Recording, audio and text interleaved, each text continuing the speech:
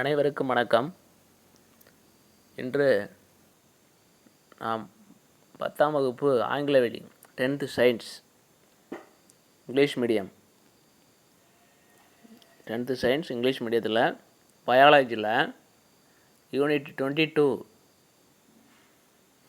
Environmental management, அதாவது சுற்றுச்சூழல் மேலாண்மை. என்விரான்மெண்டல் மேனேஜ்மெண்ட்னாக்க சுற்றுச்சூழல் மேலாண்மை. சுற்றுச்சூழல் மேலாண்மை அப்படின்னா நம்ம சுற்றி உள்ள அனைத்தையும் நாம் பாதுகாத்தல், அதை எவ்வாறு நம்ம பயன்படுத்துவது, எப்படி பாதுகாப்பது அப்படிங்கிறத பற்றி தான் நாம் இந்த பாடத்தில் நம்ம பார்க்க போகிறது. அதாவது சுற்றுச்சூழல் மேலாண்மை, என்விரான்மெண்டல் மேனேஜ்மெண்ட் அப்படின்னு சொல்கிறது. இப்போ லேர்னிங் ஆப்ஜெக்டிவ்ஸ், கற்றல் நோக்கங்கள் பார்த்தோம்னாக்கா என்னென்ன அப்படின்னாக்கா, டிஃப்ரென்ஷியேட் பிட்வீன் ரெனியூவபிள் அண்ட் நான் ரெனியூவபிள் ரிசோர்ஸ், அதாவது ரெனியூவபிள்னா புதுப்பிக்கத்தக்க மற்றும் நான் ரெனியூவபிள்னாக்க புதுப்பிக்க இயலாத வளங்களை வேறுபடுத்துதல். அடுத்ததாக என்னன்னாக்கா, gain knowledge about the need for conservation of various natural resource. First என்னன்னாக்கா ரெனியூவபிள், நான் ரெனியூவபிள் ரிசோர்ஸ், புதுப்பிக்கக்கூடிய வளம், புதுப்பிக்க இயலாத வளத்துக்கு உள்ள வேறுபாடு. ரெண்டாவது gain knowledge about need conservation of various natural resource, அதாவது பல்வேறு இயற்கை வளங்கள். நேச்சுரல் ரிசோர்ஸ்னாக்க என்னது? இயற்கை வளங்கள். பல்வேறு இயற்கை வளங்களை பாதுகாப்பதற்கான அவசியத்தை அறிந்து கொள்ளுதல். சரிங்களா? கன்சர்வேஷன்னா பாதுகாப்பு, நேச்சுரல் ரிசோர்ஸ்னாக்க இயற்கை வளம். அடுத்து knowledge various methods which can be adapted conservation of natural resource, இயற்கை வளங்களை பாதுகாக்க கையாளப்படும் பல்வேறு முறைகளை அறிந்து கொள்ளுதல். அடுத்து create awareness about the limited exploitation of natural resource, இயற்கை வளங்களை பயன்படுத்துவதில் உள்ள வரையறைகளை பற்றி விழிப்புணர்வு பெறுதல். அடுத்தது get motivated to participate in the protection of environmental and its management, சுற்றுச்சூழல் பாதுகாப்பிலும் மற்றும் சுற்றுச்சூழல் மேலாண்மையின் ஈடுபாட்டோடு பங்கேற்க ஊக்கப்படுத்துதல். சரிங்களா? இப்போ பார்ட்டிசிபேட்னா பங்கேற்றுதல், ப்ரொடெக்ஷன்னா பாதுகாப்பு. சரிங்களா? மோட்டிவேட்டட்னாக்க ஊக்கப்படுத்துதல். அடுத்து இன்ட்ரடக்ஷன், அறிமுகம். இப்போ அறிமுகத்தில் பார்த்தோம்னாக்க, அறிமுகத்தில் என்ன கொடுத்துருக்காங்க அப்படின்னாக்கா, environmental management deals with the different aspect of environmental is structure, function, its quality and its maintenance including conservation of its living and non-living components. அதாவது சுற்றுச்சூழல் மேலாண்மைங்கிறது என்னன்னாக்க, சுற்றுச்சூழலில் உள்ள பல்வேறு காரணிகளான அதன் அமைப்பு, செயல்பாடு, தரம் மற்றும் உயிரிய மற்றும் உயிரற்ற கூறுகளை பராமரித்தல் ஆகியவற்றை உள்ளடக்கியது அப்படின்னு சொல்கிறாங்க. சுற்றுச்சூழல் மேலாண்மைங்கிறது என்விரான்மெண்டல் மேனேஜ்மெண்ட்டுங்கிறது இது எல்லாத்தையும் உள்ளடக்கியது. செயல்பாடு, அமைப்பு, தரம், இல்லைங்களா, பாதுகாப்பு, உயிரற்ற மற்றும் உயிரற்ற காரணிகளை உள்ளடக்கியது அப்படின்னு சொல்கிறாங்க. சரிங்களா? அதுதான் living and non living components, காரணிகள், living and non living components. சரிங்களா?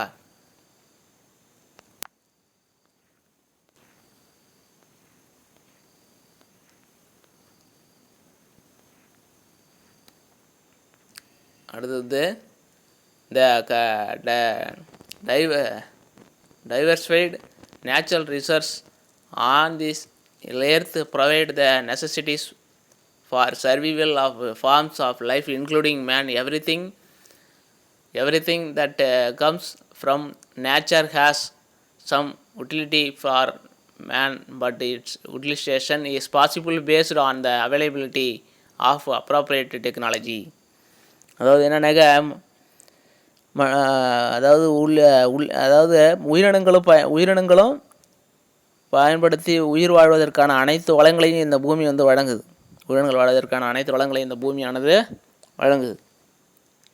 இயற்கையிலிருந்து பெறப்படக்கூடிய அனைத்துமே மனிதனுக்கு பயனளிக்கக்கூடிய வகையில் தான் அமைந்திருந்தாலும் அதை நம்ம வந்து பயன்பாடு பொருத்தமான தொழில்நுட்பம் மூலமாக தான் சாத்தியமாகுது இல்லைங்களா. அப்போ நம்ம வந்து உட்டிலைசேஷன்னா பயன்படுத்துதல். உட்டிலைசேஷன்னாக்க என்னது? பயன்படுத்துதல். அப்போ நம்ம வந்து என்னென்னாக்க எதை பயன்படுத்தினாலும் இந்த மனிதனுக்கு தேவையான அனைத்து வளமே பூமியில் இருக்குது. ஆனால் அது நம்மளுக்கு நேரடியாக கிடைக்குதா? ஒரு எடுத்த உடனே நம்ம அதை பயன்படுத்திடலாமா? பயன்படுத்த முடியாது. ஆபரணங்கள் வந்து நம்ம செய்ய முடியும். தங்கத்தை எடுத்து தங்கம் வந்து பூமியில் வந்து ஆபரணமாக கிடைக்குதா? இல்லை. அப்போ அது நம்ம என்ன பண்ணுறோம்? தங்கம் வந்து மாசுகளோடு தான் கலந்து பொருளாக தான் வந்து கீழே பூமியில் கிடைக்குது. அப்போ அதை நம்ம வெட்டி எடுத்து அது எல்லாத்தையும் மாசுகள்லாம் நீக்கி அதெல்லாம் உருக்கி அதுக்கு பிறகு தான் நம்ம ஆபரணமாக செய்கிறோம் இல்லைங்களா. அப்போ தொழில்நுட்பத்தை பயன்படுத்தி தான் ஆபரணங்கள்லாம் நம்ம செய்கிறோம். அப்போ இயற்கையில் வந்து பூமி எல்லா பொருளுமே நமக்கு பயனுள்ள பொருள்களை தருது. ஆனால் அப்படி நேரடியாக பயன்படுத்தக்கூடிய பொருளாக தராது. நாம் தான் எடுத்து செய்து கொள்ளணும் இல்லைங்களா. அப்போ தொழில்நுட்பத்தை பயன்படுத்தி தான் செய்து நாம் வந்து பயன்படுத்த முடியும் இல்லைங்களா. அதை போல் பூமியில் வந்து கிடைக்குது. Resource can be renewed simultaneously along with their exploitation, forest, crops, wildlife, groundwater, wind and solar energy. They can maintain themselves by natural recycling or can be replenished by proper management simultaneously. Non-renewable resource புதுப்பிக்க இயலாத வளங்கள். non-renewable resourceனாக புதுப்பிக்க இயலாத வளங்கள் cannot be recycled and can get exhausted by unlimited and contains use. They cannot be replaced easily. This would lead to a situation where non-renewable resourceனாக புதுப்பிக்க இயலாத வளம் may come to an end after a certain period of time. அதாவது சில வகையான வளங்களை வந்து நம்ம வந்து தொடர்ச்சியாக வந்து பயன்படுத்திக்கிட்டு இருந்தோம் அப்படின்னு சொன்னோம்னா அதை வந்து நம்ம வந்து புதுப்பிக்க கொள்ளக்கூடியதாக இருக்கும். சில வளங்கள் வந்து புதுப்பிக்கக்கூடிய வளங்களாக வந்து இருக்கும். இப்போ அதாவது காடுகள், பயிர்கள், வன உயிரிகள், நிலத்தடி நீர், காற்று, சூரிய ஆற்றல், இது எல்லாம் புதுப்பிக்கக்கூடிய வளங்கள். நம்ம எவ்வளோ பயன்படுத்தினாலும் அது மறுபடியும் புதுப்பித்து கொண்டு மறுபடியும் உருவாகும். இதெல்லாம் புதுப்பிக்கக்கூடிய வளங்கள். ஆனால் புதுப்பிக்கக்கூடிய இயலாத வளங்கள் வந்து என்னென்ன? நிலக்கரி, பெட்ரோலியம் இல்லைங்களா, தாது வளங்கள். நம்மளுக்கு பெட்ரோல் இதெல்லாம் நம்ம வந்து பூமியிலேருந்து நம்ம எடுத்துட்டோம்னாக்க அது திரும்ப உருவாகிட்டு இருக்குமா? உருவாகாது. அப்போ மறுபடியும் வந்து அது தீர்ந்து விடக்கூடியது. இப்போ புதுப்பிக்க இயலாத வளம் அது பெட்ரோலியம்லாம். நிலக்கரி அது போல் நிலக்கரியெல்லாம் இருக்கிற பூமியில் இருக்கக்கூடிய நிலக்கரி எல்லாத்தையும் வெட்டி எடுத்துட்டோம்னாக்க இப்போ தீர்ந்து போயிடும். மறுபடியும் அது உருவாகிறதுக்கு ரொம்ப நாள் ஆகும் இல்லைங்களா. அப்போ வந்து இதெல்லாம் புதுப்பிக்க இயலாத வளங்கள் சரிங்களா. தீர்ந்து விடக்கூடிய வளங்கள், தீர்ந்து விடக்கூடிய பொருள், அதெல்லாம் புதுப்பிக்க இயலாத non-renewable resource அப்படின்னு நம்ம வந்து சொல்லுவோம் சரிங்களா. அப்போ அதை நம்ம பயன்படுத்தினோம்னா, தொடர்ந்து பயன்படுத்தினோம்னாக்கா என்னாகும்? முடிஞ்சு போயிடும். அடுத்து வந்து என்னது? Expanding human population resultant in expanding needs of man with scientific and technological advancement. Man started utilizing natural resources at a much larger scale. அதாவது மனிதனுடைய தேவை மக்கள் தொகை பெருக்கத்தினுடைய காரணமாக வந்து அதிகரிச்சிருக்கு. மக்கள் தொகை பெருக்கத்தினால மனிதனுடைய தேவை அதிகரிச்சு போச்சு. மனிதன் தன்னுடைய தேவைகளுக்காகவும் அறிவியல் மற்றும் தொழில்நுட்ப வளர்ச்சி காரணமாகவும் என்ன பண்ணுறான்? இயற்கை வளங்களை வந்து பயன்படுத்துறதுனால அது எல்லாமே வேகமாக வந்து குறைய தொடங்கிடுச்சு. இயற்கை வளங்கள்லாம் குறைய தொடங்கிடுச்சு. Larger scale continuous increase in population caused increased demand ஆகும். அப்போ என்ன? அது கண்டினியூஸ் தொடர்ந்து இன்க்ரீஸ் இன் பாப்புலேஷன், மக்கள் தொகை அதிகரிக்கிறதுனால அதன் காரணமாக caused on increased demand for resource, வளங்களுடைய தேவை அதிகரிக்குது. வளங்களுடைய டிமாண்ட்னா தேவை இல்லைங்களா. அப்போ வளங்களுடைய தேவை, ரிசோர்ஸ்னால் வளங்களுடைய தேவை அதிகரிக்கிறது, மக்கள் தொகை அதிகரிக்கிறதுனால. Therefore conservation of natural resource make important contribution to the social and economic development of the country. அப்போ என்ன ஆகுது அப்படின்னாக்க இந்த பொருளாதார மேம்பாட்டிற்கு முக்கியமான பங்கு அளிக்கக்கூடியதாகவும் இருக்குது. ஒரு நாட்டின் சமூக மற்றும் பொருளாதார மேம்பாட்டிற்கு முக்கியமான பங்கு அளிக்கக்கூடியதாகவும் இருக்குது. எது? இயற்கை வளங்களை பாதுகாப்பது. இயற்கை வளங்களை பாதுகாப்பது இந்த நாட்டினுடைய பொருளாதார மேம்பாட்டிற்கு முக்கிய பங்கு அளிக்கக்கூடியதாகவும் இருக்குது. இயற்கை வளங்களை நம்ம பாதுகாக்கணும். இயற்கை வளங்களை பாதுகாத்தா தான் என்ன இப்போ எப்படி இருக்கும், நம்மளுடைய நாட்டினுடைய பொருளாதாரமும் நன்றாக இருக்கும் இல்லைங்களா? அடுத்ததாக வந்து என்ன அப்படின்னாக்கா conservation and judicious use of resources. அதாவது இயற்கை வளங்களை முறையாக பயன்படுத்துதலும் பாதுகாப்பும். ஜுடிஷியஸ் யூஸ் ஆஃப் ரிசோர்ஸஸ், வளங்களை வந்து கன்சர்வேஷன்னா பாதுகாப்பு, கன்சர்வேஷன்னாக்க பாதுகாப்பு சரிங்களா? ரிசோர்ஸஸ்னாக்க வளங்களை வந்து வளங்களை இயற்கை வளங்களை முறையாக பயன்படுத்துதலும் பாதுகாத்தலும். Natural resources are conserved for their biological, economic and recreational values.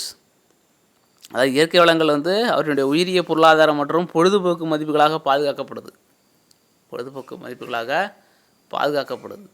The useful natural resource excess unplanned leads imbalance in the environment. சமநிலையற்ற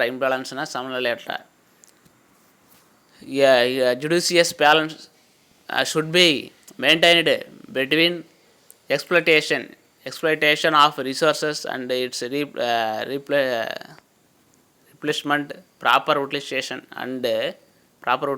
and management of nature and its resource is termed as conservation. கன்சர்வேஷன்னா பாதுகாப்பு. அப்போ திட்டமிடப்படாத பயன்பாடு சுற்றுச்சூழலில் ஒரு சமமற்ற நிலையை வந்து உருவாக்கிடும். Imbalance, சமமற்ற நிலையை வந்து உருவாக்கிடும். இயற்கை வளங்கள் வந்து அவற்றை புதுப்பித்து கொள்வதற்கு ஏற்ப அவற்றினை பயன்படுத்துவதில் ஒரு முறையான சமநிலை பராமரிப்பு அவசியமாகுது. இயற்கை வளங்கள் வந்து தாமாகவே புதுப்பித்து கொள்ளக்கூடிய நிலையை நாம் வந்து உருவாக்கணும். அப்போ அந்த பராமரிப்பு மிகவும் அவசியமாகுது இல்லைங்களா? இவ்வாறு இயற்கை வளங்களை வந்து நம்ம முறையாக பராமரிப்பதும் பயன்படுத்துதலும் வந்து நம்ம என்ன சொல்கிறோம், பாதுகாப்பு அப்படின்னு பாதுகாப்புன்னு சொல்கிறோம் சரிங்களா? இப்போ அடுத்து வந்து என்னன்னாக்கா we have build a sustainable world. அதாவது எப்பொழுதுமே வந்து நிலைத்து நிற்கும் வகையில் நீடித்த உலகை நாம் கட்டமைக்கணும். நிற்கக்கூடிய வகையில் நீடித்த உலகை நாம் கட்டமைக்கணும் சரிங்களா? அது சஸ்டைனபிள் வேர்ல்டு, நீடித்த உலகு sustainable world. Some of the ways to sustain continuous use of resource are practices to utilize energy efficiently, avoid wastage of water, avoid usage of plastics and other non-biodegradable materials, and take care the environmental we live.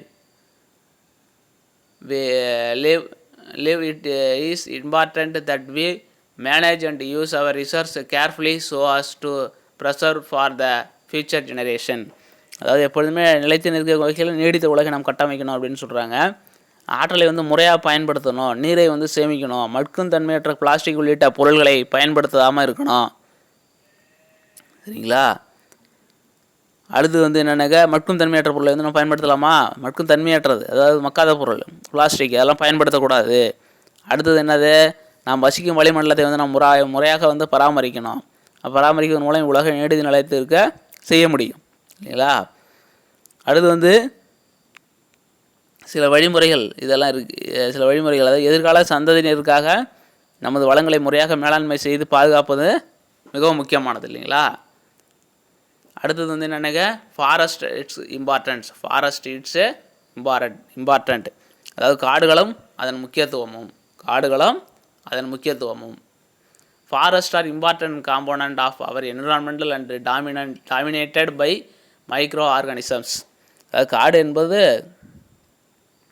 விலங்குகளினுடைய வாழிடம் இல்லைங்களா? Important component our environmental dominated by micro நுண்ணுயிரிகள்லாம் அதில் வந்து காடுகளில் இருக்குது. Flowering plants, shrubs, climbers, dense trees, private habitat and wild animals. அப்போ அங்கே வந்து என்னென்ன இருக்குது, தாவரங்கள் இருக்குது, புதர் செடிகள் இருக்குது, பற்றி வரக்கூடிய கொடிகள் இருக்குது, இப்படி மரங்கள் இருக்குது. இது எல்லாமே வந்து இதெல்லாம் நிறைய இருக்குது. அதில் வந்து விலங்கினங்களும் காணப்படுது இல்லைங்களா. Forest also contribute to the economic development our country. அப்போ வந்து காடுகள் நமது நாட்டினுடைய பொருளாதார மேம்பாட்டுக்கு முக்கிய பங்களிக்குது.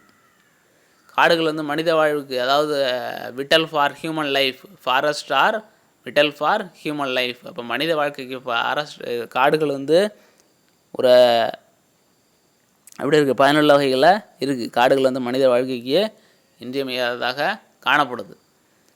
It is a source of rich range.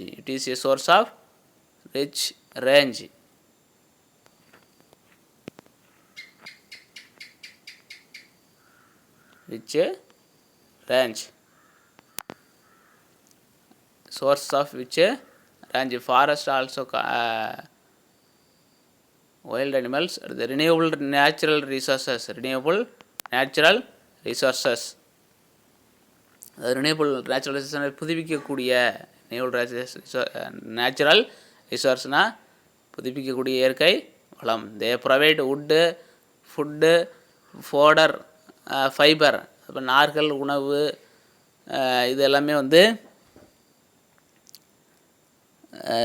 எல்லாமே அதாவது இந்த நார்கள், அடுத்து தீவனங்கள், மருத்துவம், இது எல்லாமே காடுகள் வந்து நமக்கு கிடைக்குது இல்லைங்களா. அடுத்து forest are major factor are environmental concern. They act carbon Singh.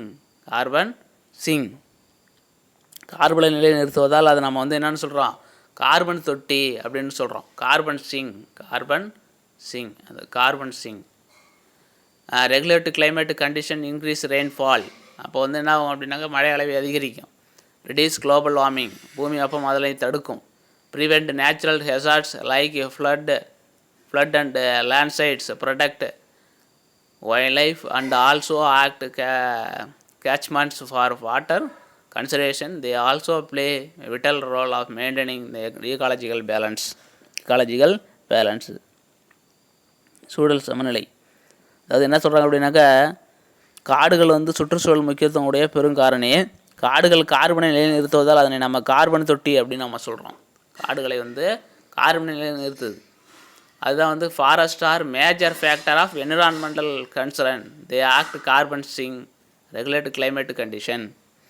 அப்போ வந்து என்ன பண்ணுறது, கார்பனை நிலைநிறுத்துவதால் அதை நம்ம வந்து கார்பன் தொட்டின்னு நம்ம சொல்கிறோம். தட்பவெட்ப நிலையை ஒழுங்குபடுத்துது. தட்பவெட்ப நிலையை என்ன பண்ணுது, கிளைமேட் கண்டிஷன். ரெகுலேட் கிளைமேட் கண்டிஷன்னா தட்பவெட்ப நிலையை ஒழுங்குபடுத்துதல். ரெகுலேட்டு. மழைப்பொழிவு அதிகமாக்கி புவி வெப்பமாதலை குறைக்குது. என்ன பண்ணுது, குளோபல் வார்மிங், புவி வெப்பமாதலை குறைக்குது. ரிடியூஸ், குறைத்தல். Prevent natural hazards like flood. அப்போ என்ன ஆகுதுனாக்க, வெள்ளம், ஃப்ளட்னா வெள்ளம், நிலச்சரிவு, இயற்கை சீற்றங்களை தடுத்து வன உயிர்களை பாதுகாத்து நீர்பிடிப்பு பகுதிகளாக மாறி செயல்படுது அப்படிங்கிறத சொல்கிறாங்க. அடுத்து டீஃபாரஸ்டேஷன் இட்ஸ் எஃபெக்ட். காடுகள் அழிக்கப்படுவதால் மற்றும் அதன் விளைவுகளும். டீஃபாரஸ்டேஷன் என்னது, காடுகள் அழிக்கப்படுதல். டீஃபாரஸ்டேஷனாக காடுகள் அழிக்கப்படுதல் மற்றும் அதனுடைய எஃபெக்ட், விளைவுகள். Deforestation is the destruction of large area of forest. பெரும்பான்மையான காட்டுப்பகுதிகள் அழிக்கப்படுவது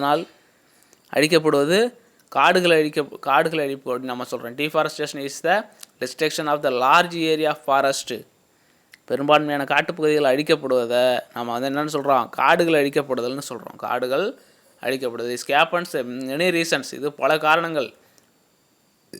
அதாவது நம்ம என்ன செய்கிறோம், அக்ரிகல்ச்சர், அர்பனைசேஷன், நகரமயமாதல், விவசாயம் இல்லைங்களா. அடுத்து வந்து என்ன, டேம்ஸ், அணை கட்டுறோம், சாலை வசதி, சாலைக்கு போடுறோம், ரோட்ஸ். அடுத்து வந்து கட்டடம், பில்டிங். இது எல்லாமே வந்து நம்ம செய்கிறதுனால, பில்டிங் கட்டுறோம், இது போல் செய்கிறதுனால இப்போ மரங்களை வந்து வெட்டிடுறாங்க. இது construction, mountain, forest, roads. It is threat economy in India, quality of life and future of the environment. It is losing about 1.5 million hectares of forest cover every year. அப்போ வந்து என்ன ஆகுது அப்படின்னாக்க, அதாவது காடுகளை குறைந்து சாலைகளை அமைக்கிறது. அப்போ இதனால் என்னாகும், மரங்கள் வந்து அழிக்கப்படும். இப்போ அடுத்து காட்டுத்தீலாம் ஏற்படும். Buildings and industries, hydro electric project, அதாவது நீர்மின் நிலைய திட்டங்கள்னு சொல்கிறது. ஹைட்ரோ எலக்ட்ரிக் ப்ராஜெக்ட்னா என்னது,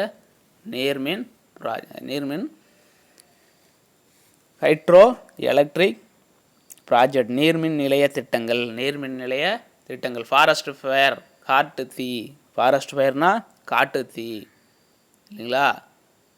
அப்போ வந்து இதெல்லாம் வந்து என்ன ஆகுது, இதனால் வந்து காடுகள் வந்து அழிந்துடுது. அப்போ எதிர்கால பொருளாதார வாழ்க்கை தரம் மற்றும் சுற்றுச்சூழலுக்கு மிகப்பெரிய அச்சுறுத்தலாக வந்து இருக்குது. த்ரெட்டன்டு இல்லையா, பொருளாதார அச்சுறுத்தலுக்கு வந்து அச்சுறுத்தலாக வந்து இருக்குது. அது வாழ்க்கை இருக்குது இல்லைங்களா. அப்போ இந்தியாவில் வந்து என்னன்னாக்கா ஒவ்வொரு ஆண்டுமே வந்து 1.5 மில்லியன் ஹெக்டேர் வனப்பரப்பு வந்து அழிக்கப்படுது. எவ்வளவு? 1.5 மில்லியன் ஹெக்டேர்ஸ் வனப்பரப்பு வந்து அழிக்கப்படுது இந்தியாவில். சரிங்களா. எப்போ? ஒவ்வொரு ஆண்டும், எவரி இயர். அப்போ ஒவ்வொரு ஆண்டுமே வந்து 1.5 மில்லியன் ஹெக்டேர்ஸ் வந்து என்ன பண்ணப்படுது, காடுகள் அழிக்கப்படுது இல்லைங்களா. அடுத்ததாக வந்து என்ன சொல்கிறாங்க அப்படின்னாக்கா,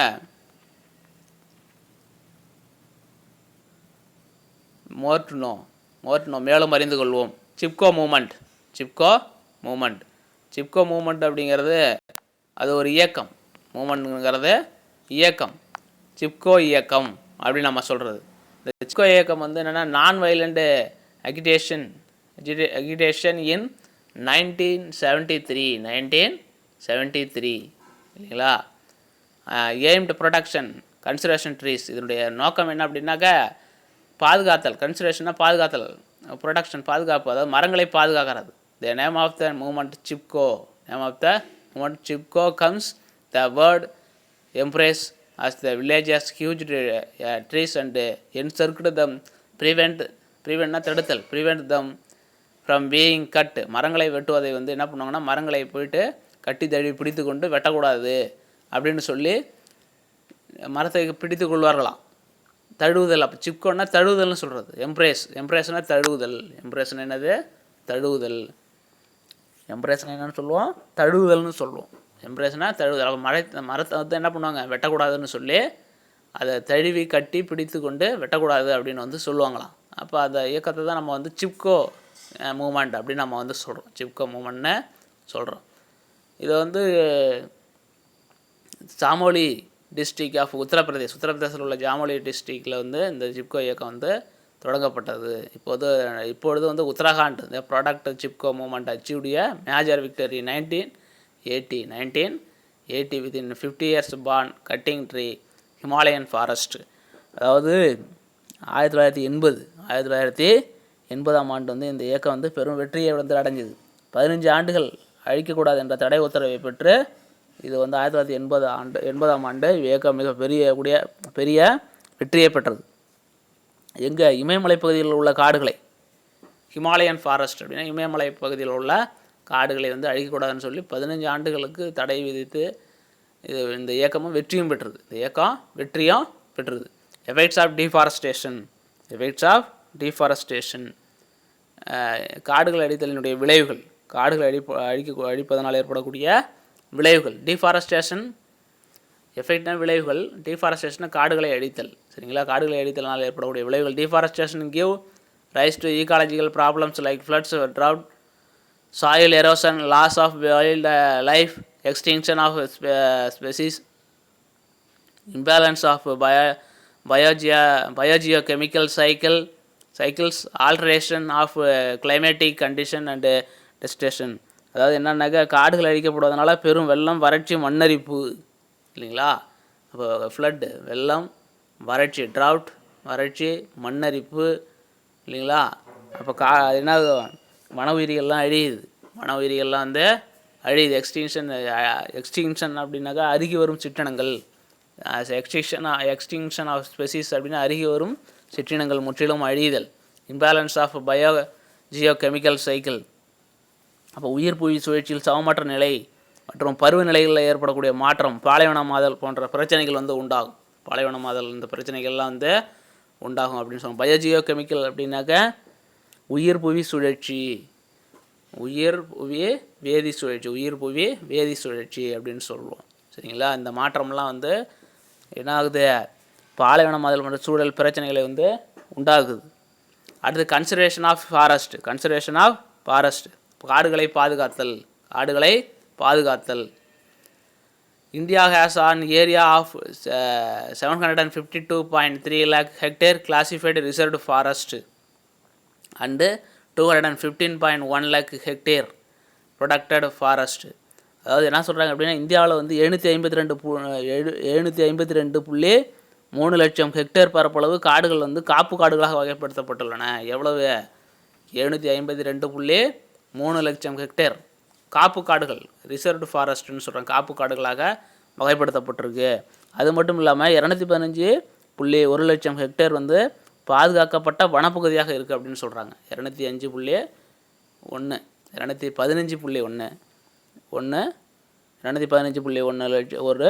லட்சம் ஹெக்டேர் வந்து பாதுகாக்கப்பட்ட வனப்பகுதி, ப்ரொடெக்டட் ஃபாரஸ்ட்னு சொல்கிறாங்க. ப்ரொடெக்டட் ஃபாரஸ்ட்னாக என்னது?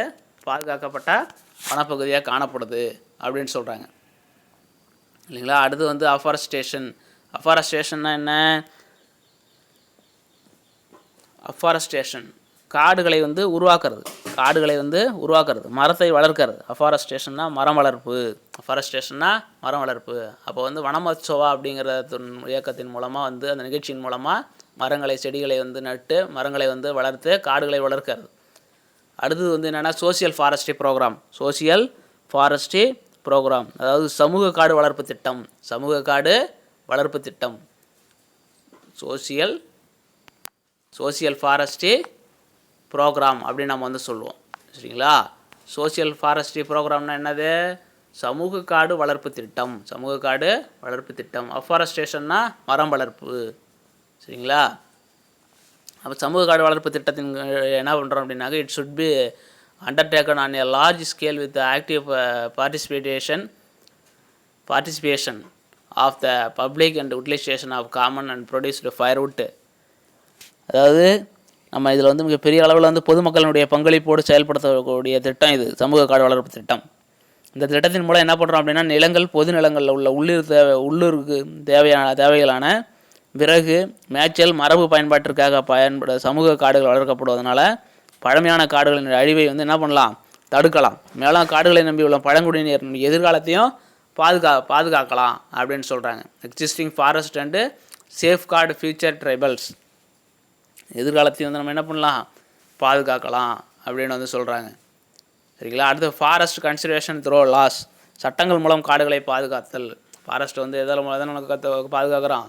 சட்டங்கள் மூலம் காடுகளை வந்து பாதுகாக்கிறோம். அப்போ மரங்களை யாரும் தவறாக பயன்படுத்தினால், வெட்டினால் அவர்களுக்கு வந்து சட்டத்தின் மூலம் தண்டனை வழங்குவதன் மூலம் காடுகளை நம்ம வந்து என்ன பண்ணலாம்? பாதுகாக்கலாம்.